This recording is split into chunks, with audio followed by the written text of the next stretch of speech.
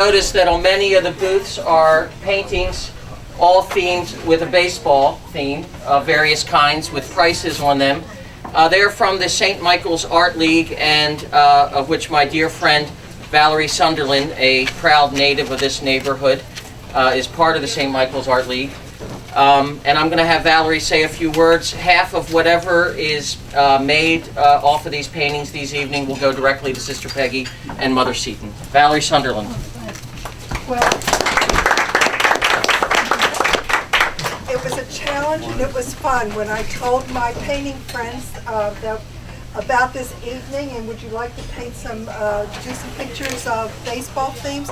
Well, they came forward and we have 16 paintings that they've done, and it turned out everybody had a great time doing them.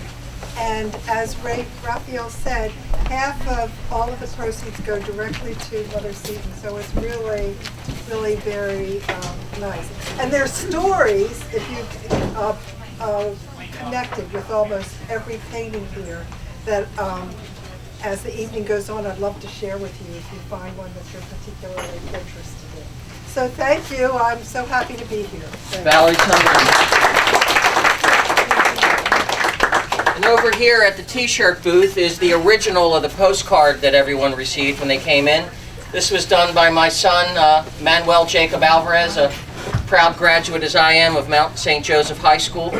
And there's some curly guys here today, and we really just want their money. You don't have to talk to them.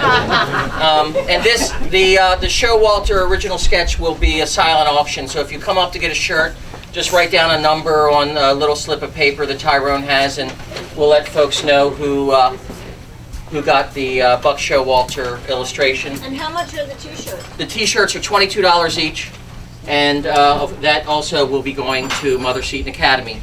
Our first reader tonight is a guy who taught me the craft of being a rewrite man on the city desk of the Baltimore Sun, and one of the best damn reporters I ever knew. And he has a strong, strong love of Baltimore and Orioles and baseball. In fact, Dave, how many years did you wear your Orioles jacket into the newsroom? 40. 40 years. David Michael Ettlin.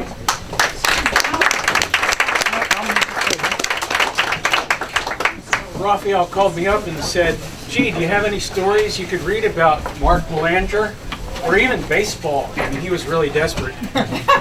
And I thought about it and I said, well, I probably have one story that's sort of about Mark Belanger. And then this morning I wrote a second one that actually introduces the first one. So this is the way it starts. In a 40-year career at the Baltimore Sun, I never actually met Mark Belanger. Louder. Or even talked to him. But I did walk near him. I was a news reporter, not sports. So baseball, much as I loved it, was rarely in my journalistic wheelhouse. But I did manage to cover a few baseball games, including the 1979 World Series games in Baltimore for the British news agency Reuters. The date when I saw him up close was October 17th, 1979, just after Game 7 of the World Series and the Orioles lost to the Pittsburgh Pirates. I had an all-access pass covering the local games of the series for the British news agency. My work was already done. Reuters wanted only 10 paragraphs and a line score on the game, not post-game color and quotes. So instead of wandering into the visitors' locker room to witness the Pirates' victory celebration, I walked into the Orioles clubhouse. I've been an Orioles fan since 1954. I remember the parade that year marking Baltimore's return to Major League Baseball. A perfect time for me. I was just 8 years old. I taught myself to keep score while listening to games on a table radio in my bedroom, and the play-by-play from Ernie Harwell, better known later for his third of a century as the voice of the Detroit Tigers. I met Harwell a decade ago during a spring training trip, a few years before he died, and had the chance to tell him how I remembered hearing his voice on the radio in 1954. Harwell smiled, and in that seemingly unchanged vocal tone replied, We didn't win a lot of games, but we sure had a lot of fun. In Baltimore for a lot of years, not winning a lot of games was not unusual.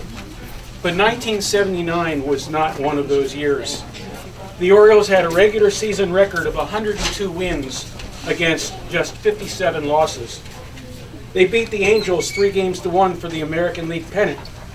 And then, after taking 3 of the opening 4 games in the World Series against the Pirates, the Birds blew it. Which brings us back to the Orioles clubhouse and Mark Belanger, who walked past me with tears streaming from his eyes. In the movie A League of Their Own, Tom Hanks, as manager of a World War II-era women's baseball team, memorably barks, "There's no crying in baseball!" But Mark Belanger cried. And that's how I knew orange blood flowed through his veins. He was an Oriole. And that's how I will always remember him. Despite having not really ever talked to Mark Belanger, he did figure in one of my few baseball stories for the Sun. In fact, this story from the 1970 World Series features 2 guys named Mark.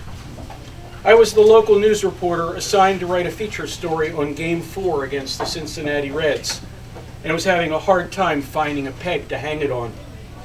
But that was resolved in the bottom of the 6th inning, thanks to the 2 Marks. Here's my story from that Wednesday afternoon at Memorial Stadium. The headline, "Error by 9-year-old batter forces timeout at stadium." 2 6th-inning errors, one by Cincinnati's right fielder Pete Rose, and the other by a 9-year-old spectator, nearly prevented the 6-5 Reds victory over the Baltimore Orioles yesterday. With 1 out in the bottom of the 6th and Brooks Robinson on first base, catcher Elrod Hendricks singled to right. Pete Rose made a wild throw to third base, allowing Brooks to score and Hendricks to take third base. During the excitement, Mark Lepo, age 9, of Belanger, watched in horror as his souvenir miniature baseball bat rolled through an opening under his feet in the left field bleacher wall. Young Mark explained his problem to an usher while Cincinnati changed pitchers and the Orioles' second baseman, Dave Johnson, struck out. The Orioles were leading 5-3 as Wade Atwood, the usher, asked umpire John Flaherty to call the timeout so the baseball bat could be retrieved. Umpire Flaherty called for the timeout, but as Mr. Atwood dashed onto the field, shortstop Mark Belanger hit a pop fly to second base for the 3rd out of the inning. The umpires ruled that time had been called before the pitch, and Belanger was given a second chance. After a protest, of course, by Reds manager Sparky Anderson. Belanger, however, flied out to left fielder Bernie Carbo, and Hendricks was stranded at third. So just as an aside, I have to say that Mark Belanger was not known as the greatest of hitters, but he may be the only one who ever made consecutive outs in the same inning in one baseball game. The Birds failed to score another run, and the Reds went on to victory with a 3-run homer by Lee May in the 8th inning. Most of the 53,007 fans who watched the game seemed to feel that the Orioles would win the World Series that day, but silently left Memorial Stadium after the Reds took their first victory, and as it turned out, only victory.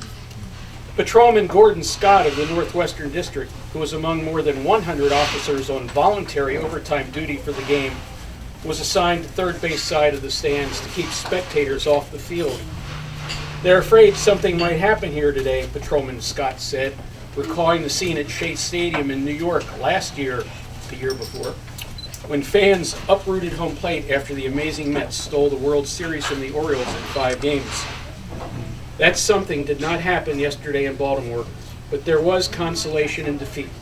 The 5th series game, scheduled for today, which was the next day, means more business for local hotels, restaurants, and nightclubs, and one more day of work for 225 vendors selling peanuts and popcorn in the stands.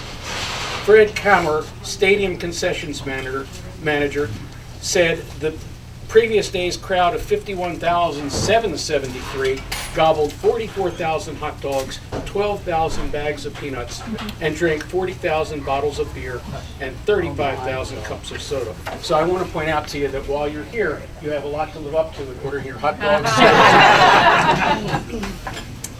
The World Series features other business operations conducted on an informal basis outside the stadium. Police arrested a 59-year-old Washington man before the game on scalping charges, the third such businessman arrested since Tuesday. Charles Thomas was given a suspended $25 fine and paid $5 cost in Northeastern District Municipal Court after he was found guilty of trying to sell a $10 ticket to a plainclothes policeman for 15 bucks. So now you know how much prices have risen if you try to buy a World Series ticket at those kinds of numbers. And that's my story, and I'm sticking to it. David Ettlin.